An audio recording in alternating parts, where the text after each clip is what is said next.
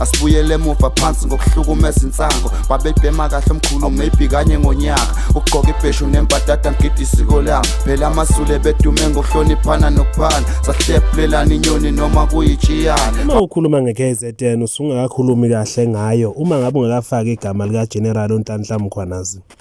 Lapha ke mthandi wale channel sikuphatheleke ubaba ke uNhlanhla Mkhwanazi okunguyena kuphethe iKZN uphethe ke wonke amaphoyisa ase-KZN. uNhlanhla Mkhwanazi uyena ke mshayi wesiginci aphinde futhi ayidansele yena. Insizwa ke leni sizakele kugazi kwabaningi kakhulukazi ke labo ke abangahambisani ke nobugebengu. Phela khumbula ukuthi eKZN kungenye ke indawo la khona kudlange khona ubugebengu la kudunwa khona imonto kubulawa abantu bebulawe nje okubula ongazi ukuthi kubulawa ke intuthwane kade futhi kungabi indaba zalutho. Lensizwa selokhu kuyangena esihlalweni yangena ke kwacaca futhi kuyangena kuyaba nedumela ke eliningi abantu abaningi bayishayela ke izandla njengamanje ke lensizwa ke iyona ke sahamba ke phambili kubona bonke ko commissioner bamaphoyisa kuma province ke wonke umuntu mangabe ekhuluma ke ngoluka ngeKZN uyayikhuluma ngo General uNhlanhla ke Mkhwanazi. Lensizwa ke nokho ke ikhaleke ngokuthi ke abantu ke bokufika laba ke abantu abakhala ngaba bathi ke bahlukumeza ke abantu besilo lapha eKZN uthi ke abantu abafeyila noma abamosha kakhulu ngabantu abafana ke no Home Affairs. Uthi ke la abantu ke bokufika bona bayazama ngayo yonke indlela ukuthi ke bebabophe kodwa bebe mangabe befika ke enkantolo bese beshawa ke iHome Affairs. Uthi ke lezi insizwa ke zokufika zihlakaniphe kakhulu ngoba zihamba ziyo-applyela kamaphepha obuswe ke bakuleli. Uthola ukuthi ke ngalesikhathi ke be-applyela kamaphepha ngalesikhathi ke beganga futhi ngalesikhathi yenzo bathola bese endaweni ke ebhedayo. La bantu bathola kamaphepha abasuke beqinisekisa ukuthi nembala basalindeka impendulo eqhamuka ke Home Affairs.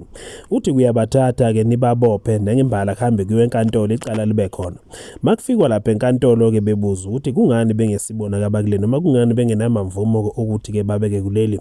Uthi ke bevele beveze kamaphepha lawa akakhombisayo ukuthi ke sisalinde impendulo eqhamuka ke Home Affairs. Uthi ku Home Affairs ubahlulaye kakhulu ngoba ngabe kuyacacisa uma ngabe kungabaniki noma ngabe uyabanika.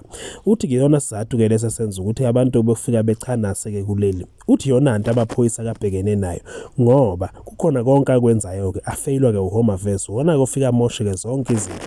Uthi labantu bokufika iningi labo bafake amaphepha okuba ke bafake izicelo eHome Affairs ukuthi ke bebeke ngabakuleli ke ngokusemthethweni. Uthi ke akhona amaphepha bawaphethe okuyiwona wona akhombisayo ukuthi nembala siwafakile amaphepha sisalindile.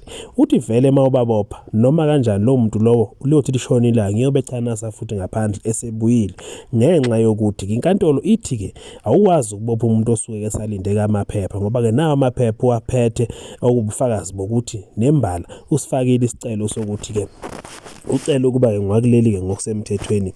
UGeneral Nhlanhla Mkhwanazi bekhuluma ke emsakazweni wama-70s obizwa ngoKhozi FM lapho ke bekade ke cacisa khona ekhuluma ke noTumhlaba. Lensizwa ke khulume ke yangananaza ngokuthi vele basemkhankasweni ukuthi ke beqede ngazo zonke izihlava futhi ke usekuzwile ngakho konke okwenzakala ke naseThekwini njengoba kuthiwa abantu ke bahamba ke bejova bezimele bejovwe ngabo kufika ukuthi uvele ufakwe nje kumjovo uzimele ufakwe esinqeni noma ufakwe ngaleni qeda umuntu kabaleka akwazi ukuthi ke lo mjovo ke ungowani futhi kukwenza ukuthi ube kanjani.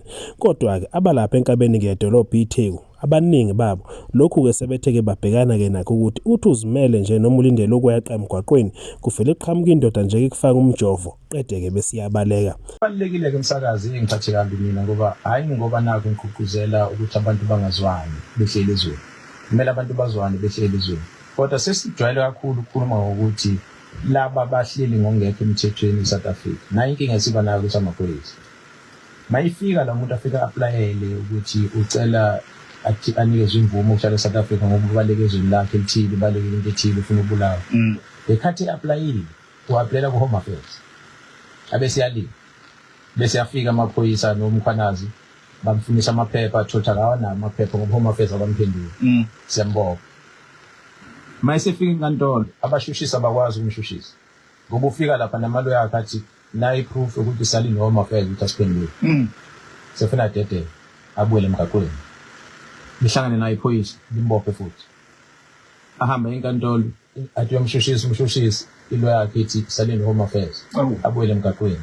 Sinale yonke inkinga enkulu sina njengoba ubabona sibaqoqa nje bemaningi ofuna ngelilanga uze namakhemera kubheka uHome Affairs ukuthi anisibonise naba begela amabhasi behamba ukuthi sibabone ukuthi niyabahambisa kanjani and masiyabheka ukuthi kulabo abahanjiswayo bangaka sebeke baphinde babuye futhi ngoba manje sinaleyo nkinga ukuthi umngcele lo wethu esakhelene nawo ayikho into evimba umuntu ukuthi angakhosi so ungafika umshiye la iyakhona ujike ngebhasi ubuye uthi ufika la ikulandela ngemuva ngetekisi asibuyele emuva phansi ngokuhlukumeza insango babebhema kahle omkhulu maybe kanye ngonyaka ukugqoka ibheshu nembadada ngidi isiko lami phela amasule bedume ngokuhloniphana nokuphana sahlephulelana inyoni noma kuyitshiyane